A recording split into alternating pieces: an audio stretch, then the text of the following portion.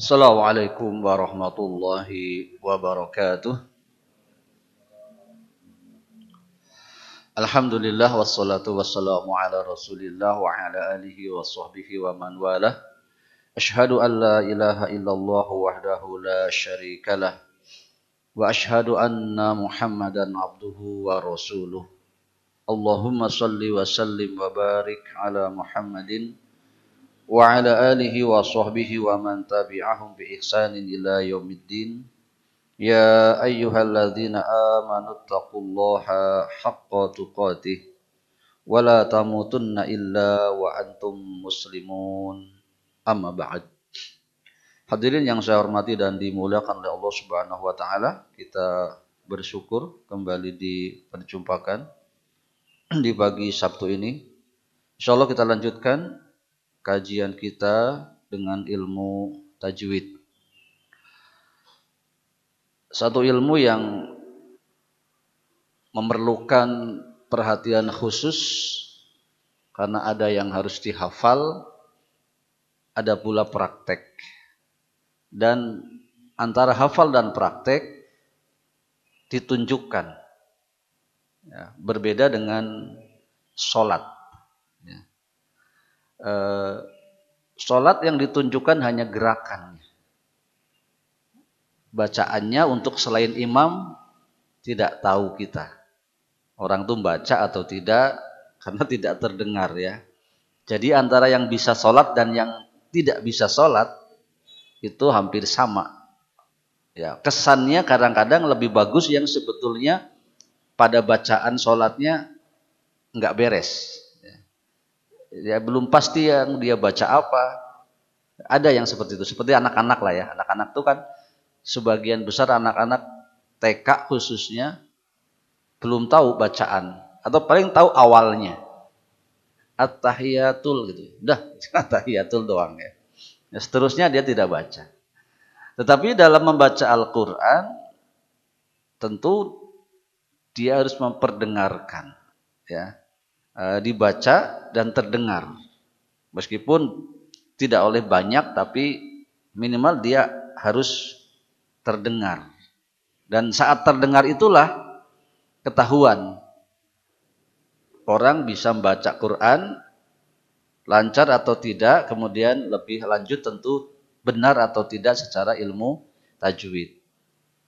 Dan kebanyakan orang malu tentang hal ini. Jadi kalau sudah tidak bisa tuh malu dan tidak belajar. Ya akibatnya terus tidak bisa. Ya. Makanya perkaranya harus dirubah. Ya, kita tidak boleh malu-malu. Dan pengajian yang ada tidak boleh membuat orang rasanya malu untuk belajar.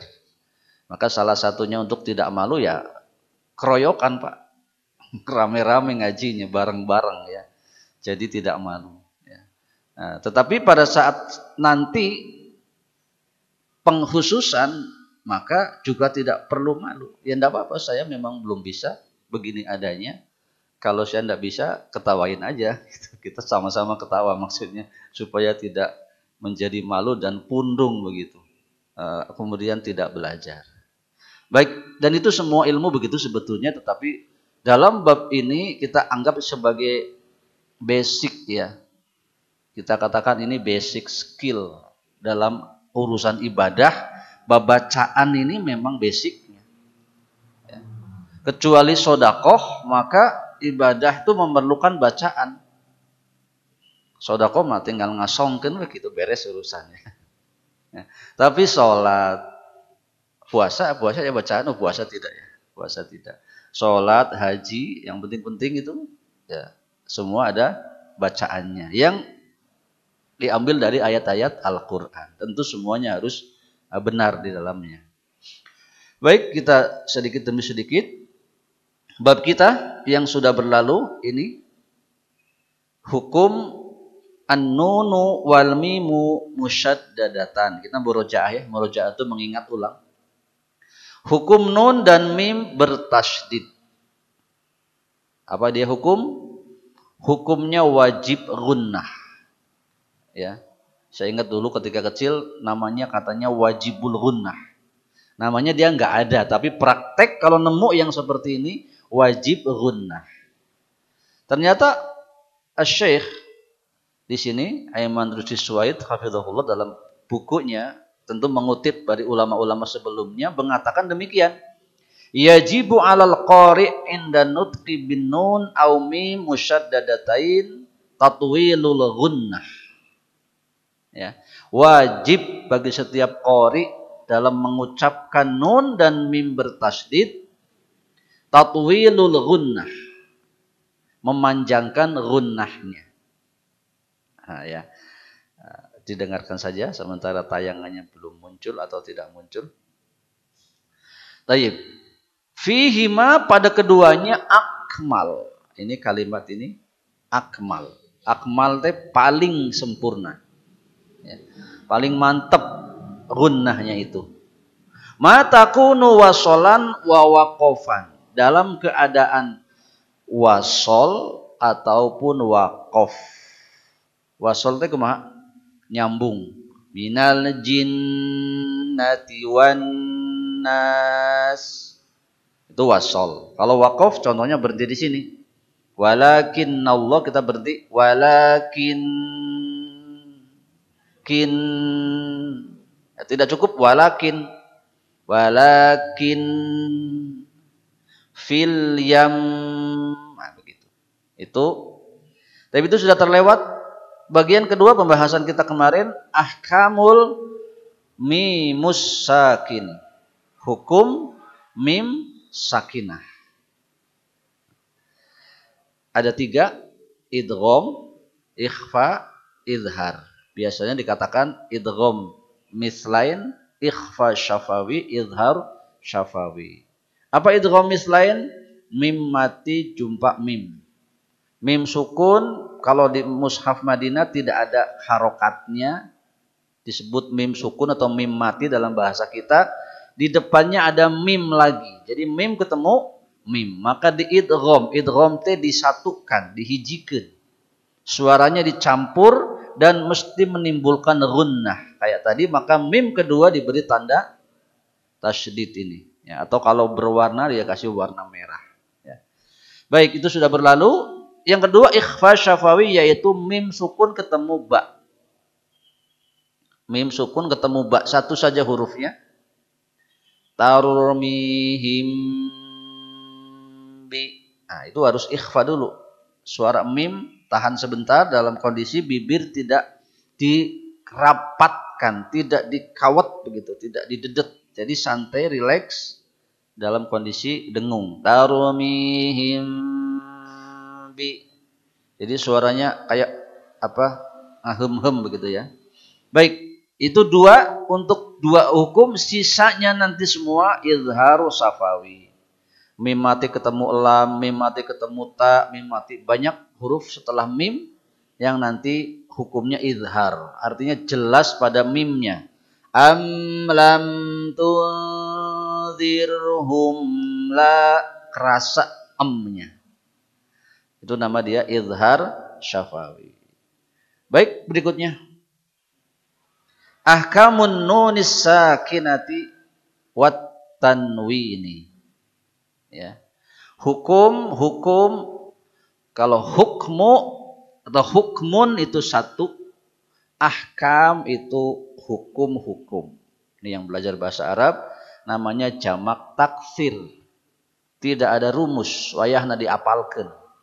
Hukmun jadi ahkam. Nanti pantok babun jadi abwab. Ya, baitun jadi buyut. Makanya kalau sudah buyut itu berarti dia sudah pernah banyak rumah dilewati. Maksudnya ada incunya, ada apa namanya? Anaknya ya, seperti itu. Baik, masjidun jadi masajid. Itu diapalkan, Pak. Ya. Baik. Hukum nun sukun dan tanwin. Maksudnya nun bersukun dan nun tanwin. At-tanwin, tanwin adalah ya, nun sukun yang ditempatkan oleh orang Arab di akhir isim secara pengucapan bukan secara tulisan. Jadi ucapannya ada, tulisannya tidak ada. Jadi si nunnya nggak ada. Kan bunyinya en ya. Tapi nunnya tidak ditulis, nanti diganti dengan baris dua. Baris dua bawah, baris dua atas. Pada bacaan yang disambung dan tidak diwakafkan. Tanda tanwin dalam tulisan adalah harokat ganda. Ini contohnya. Ya, contohnya begini. Sebetulnya kalimat aliman ini aslinya kalau tulisan begini. Aliman. Ya, ada nun sukun sebetulnya. Tapi orang Arab nggak nulis. Jadi diganti dengan harokat ganda. Aslinya dia ada en di sini. Ya. Rohimun juga sama. Asli katanya rohimun. Hiya baitin begini tulisannya. Juga aslinya ada en-nya, baitin. Jadi persamaannya dengan nun sukun ya sama-sama ada en. Aliman tulisannya aliman. Rohimun tulisannya rohimun. Nah, jadi inti permasalahan pada hal ini adalah kita membahas urusan en. Ya. Enaknya itu ya Pak ya, en ya. Kalau kita jalan kecil dulu kan ngejak gitu ya. A, B, C, D, F, G, H, I, J, K, L. Ya. L, N, N begitu ya. A, N ini, ani, N itu. Gitu ya. Jadi urusan N itu akan menjadi masalah karena nanti N ini akan dihadapkan dengan huruf lainnya dan setelahnya kita akan tahu N itu berubah atau tidak berubah. Si suaranya. Ya. Baik. Adapun kondisi sukun dan tanwin, nun sukun dan tanwin, apabila nanti kedatangan huruf hijaiyah yang lainnya, hukumnya ada 4. Ya.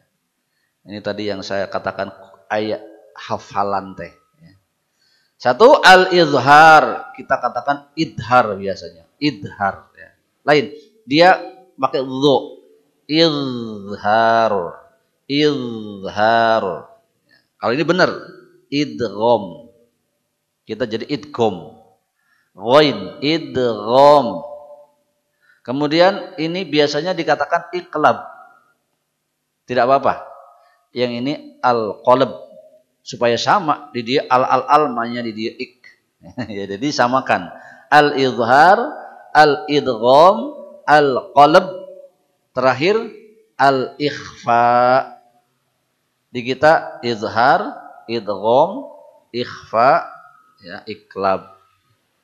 Silakan apabila ada pertanyaan sebutkan hukum nun sukun dan tanwin. Izhar, idgham, iqlab, ikhfa boleh seperti itu. Ya. Bagaimana ngapalkeun anak terserah Bapak-bapak bikin rumus sendiri. Bikin rumus sendiri. Kalau dulu saya ngapalin ya ini izhar. Tapi kadang-kadang pakai rumus kaliir gitu. Kalau tidak rumusnya terhafal, isinya tidak hafal. Ya. Dulu saya menghafal idhar dahar. Kadieu heula kalapa, ikhfa kalapa, dahar kalapa. Idgham dihem-hem idgham teh. Jadi dahar kalapa dihem-hem. Kemudian olab. Olab teh naon? Ya utah ya. Wong anak kalapa dihem-hem. Ya, silahkan cari rumus sendiri.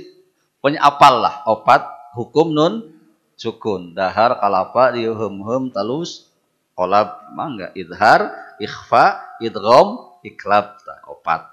Ya. Baik. Rumus bebas. Baik. Pembahasan pertama al-hukmul awal yakni al-izhar. Hukum pertama kita bahas izhar. Secara definisi dan etimologi, definisi secara etimologi dan terminologi, etimologi itu bahasa, terminologi itu istilah, sudah dijelaskan pada halaman 262. berarti sudah kelewat Pak sebetulnya. Tapi saya belum sampaikan ya. Maka gampangnya izhar adalah jelas, zahir, nampak. Maksudnya suara nun terbaca dengan jelas. An, in, un begitu ya. Jadi maksudnya jelas itu apa? Jelas pada an atau nun sukun atau tanwin. Baik. Kata Syekh di sini tuzharun nunus sakinatu awit tanwinu idza ata ba'dahuma harfun min ahrufil halqi as-sittati wahiyya. Jelaskan, izharkan nun sukun atau tanwin ya apabila datang setelahnya huruf dari huruf-huruf al-halqi. Masih ingat Pak? Makhraj al-halq. Apa al-halq? Tenggorokan. Ada 6 huruf yang keluar pada tenggorokan. Apa saja? Ya ini. Al-hamzatu, wal-ha'u, wal-ainu, wal-ha'u, wal-ghainu, wal-kha'u. Ya. Hamzah, ain, ha, ghain, kha. Ini semua huruf keluar di tenggorokan. Itu semua kalau terletak di depan nun sukun, maka nun sukun izhar. Jelas. Ya. Hamzah, ain, ha, ghain, kha. Hafal? Coba. Hamzah, ain, ha, ghain, kha. Hiji-hiji. Hamzah, ha, ain, kha, ha, kemudian ghain, kha. Ya. Kalau dulu saya punya rumus go'ah. Ya, rumusnya apa? Go'ah. Go itu ghain, a itu 2, hamzah dengan ain, ha-nya 3. Ha, kha, ha. Jadi disingkat go'ah. Nah, gitu. Ya. Silahkan, rumus terserah. Yang penting 6 huruf. Itu semua hurufnya keluar di tenggorokan. Tenggorokan itu al-halqi. Jangan heran nanti ada nyebut izhar halqi. Kadang-kadang nanti disebut izhar halqi. Izhar yang huruf-hurufnya semuanya ada di tenggorokan. Contoh. Amsilatun ala izharin nuni as-sakinati wat tanwini. Contoh dari bacaan atau hukum izhar pada nun sukun dan tanwin. Yang pertama nun sukun. Tanukiyatnya nun sukun. Man ini nun sukun, min ini nun sukun, nun an ini nun sukun ya. Dan ini tanwin. Kafarin tanwin, qaumin tanwin, sami'un tanwin. Nah, jadi nanti yang dimaksud ada hukum izhar itu antara an dengan a saja. Bukan man amana izhar, bukan. An dengan a. An dengan ha. An dengan a. Nah, gitu ya. Jadi yang lain nggak ada urusan.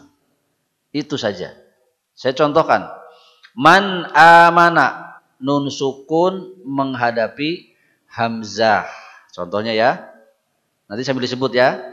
Min hadin, nun sukun menghadapi ha. Nah, izharnya di sini saja. An'amta, nun sukun menghadapi ain. Kafarin asim, kasroh tain menghadapi hamzah. Qaumin hadin, kasroh tain menghadapi ha. Sami'un alim, domatain menghadapi ain. Nah, gitu. Jadi bukan sami'un alim idhar. Kadang-kadang di pengajian ibu-ibu gitu. Sok main tebak-tebakan. Karena tidak dijentrekan jadi nggak ngerti dia. Apal sami'un alim idhar. Mana idharnya? Mananya? Apa huruf idharnya? Beki ngahulang. Karena Jelas, jelaskan. Kalau begini, man amana, apa huruf izharnya? Lah, hurufnya hamzah jawabnya. Min hadin, apa huruf izharnya? Ha, begitu. Jadi pertanyaannya bisa macam-macam. Baik. Jadi intinya jelas. Contoh setelah saya diikuti.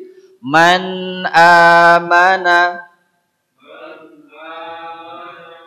Bagus kan enya? Man amana. Min hadin. Oh maaf. Huruf pertama meskipun mati dengan huruf kedua tidak boleh ada kesan putus. Man amana nggak boleh. Min hadin nggak boleh. Jadi seperti jadi satu. Man an tahan baru a. Man amana. Min hadin. An'amta. Kaffarin asim. Qaumin hadin. Sami'un alim. Nah, pada tataran berikutnya ini teh urusan hafalan. Jadi nanti kalau saya baca siratal ladzina an'amta, salah betul? Salah betul an'amtanya? Salah. Kenapa? Idhar, Pak. An'amta. Bukan an'amta. Meskipun nampak oke. Salah. Karena nun sukun menghadapi ain kuduna idhar. Ya, jelas. Contoh lagi. Wanhar. Nun sukun menghadapi ha. Ya. Apa huruf idharnya? Ha. Begitu ya. Fayun ghiduna. Nun sukun menghadapi ghain. Apa huruf ikhfanya, idharnya? Ghain. Min khairin.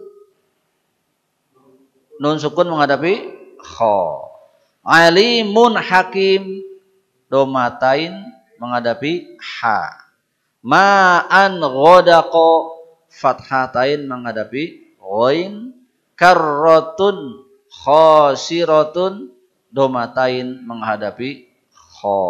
Begitu ya. Taib, setelah saya. Wanhar. Fasayun riduna. Min khairin. Alimun hakimun. Ma'an ghodaqon. Karratun khasirah.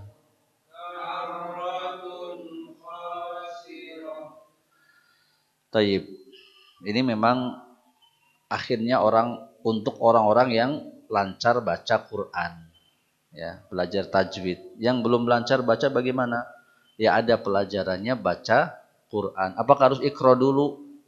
Kalau bapak-bapak sudah tua, kelamaan Pak belajar Quran pakai ikro. Ikro teh genep jilid.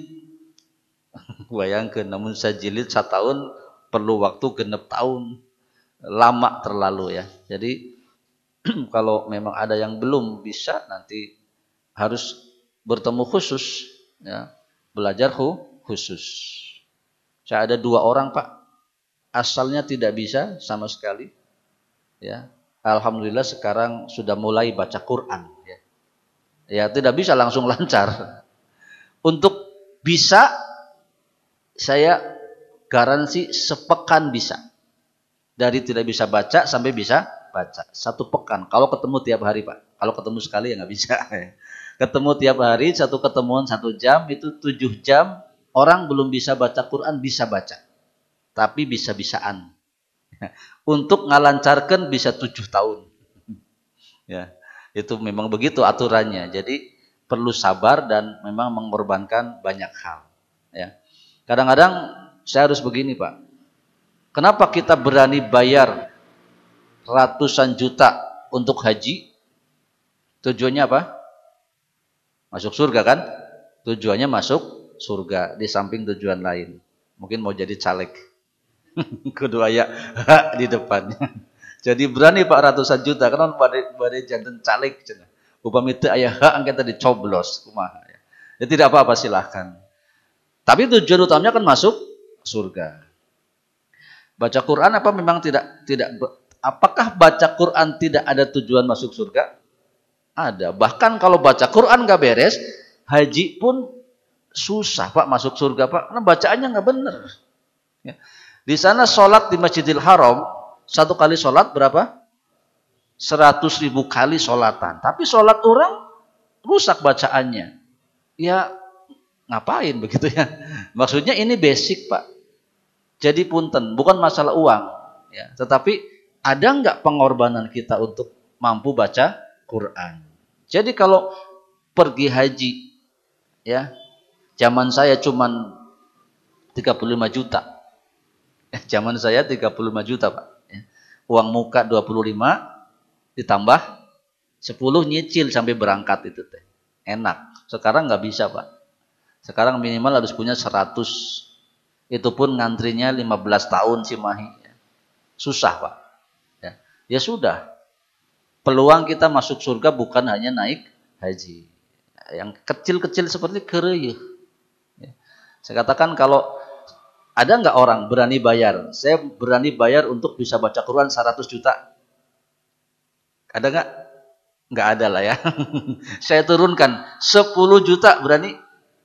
Mahal teuing. Anak orang masuk TPA sebulan 20.000 ge.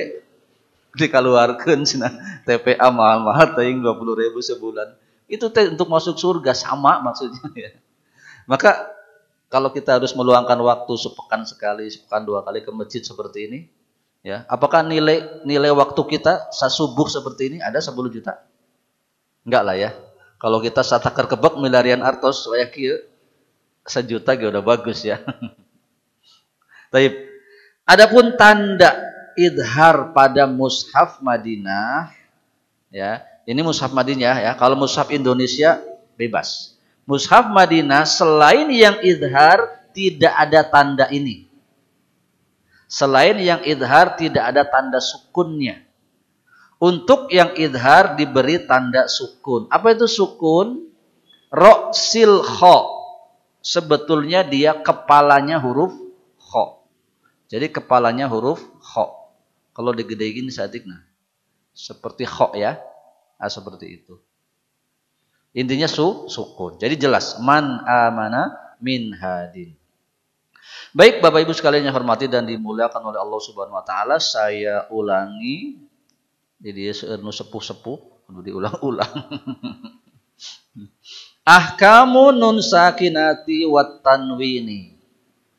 Hukum nun sukun dan tanwin. Ngurusin apa ini? An, Pak. Ngurusin apa? An. An ini akan berubah atau tidak berubah, lihat huruf depannya. Kalau huruf depannya yang ini, nah ini tadi apa? Hamzah, ain kho, ain ha, ghain kho. Ini suara an tidak berubah. Tetap seperti adanya, jelas. Jelas teh bahasa Arabnya izhar. Jadi apabila ada an, nun sukun atau tanwin tadi, ketemu hamzah, setelahnya ada ha, setelahnya ada ain, setelahnya ada ha, atau ghain atau kho, dibaca jelas. Contohnya ini. Nun sukun ketemu hamzah, man amana. Nun sukun ketemu ain, sami'un alim. Alias tidak ada perubahan. Ya. Tidak ada perubahan pada en, bunyinya jelas. Baik, segera itu untuk bagian pertama, hukum nun mati yang ada 4 tadi. Yang pertama adalah izhar. Oh iya, sebelumnya. Ini yang tanwin belum. Yang tanwin belum. Adapun tanwinnya ini Pak, ya. Untuk tanda tanwin pada mushaf Madinah yang idhar, yang pertama domahnya 69. Ini domah 69, ini domah 99. Domah 99 ini nanti pasti suaranya nggak jelas. Kalau ada huruf setelahnya. Karena pasti nanti hurufnya ikhfa dan idgham. Kalau ini domah tain 69 pasti di depannya ada huruf idhar. Atau ditulis dua baris sejajar. Sudah disampaikan ya kemarin ya. Ditulis dua baris sejajar, di baris bawah juga sejajar. Ini pasti dibaca jelas. Dan pasti setelahnya huruf idhar. Ya. Azaban alima. Ini huruf idhar. Kafarin asim ini ya apa? Idhar. Ini juga alimun hakim. Itu tanda-tandanya. Baik, itu saja nambahin.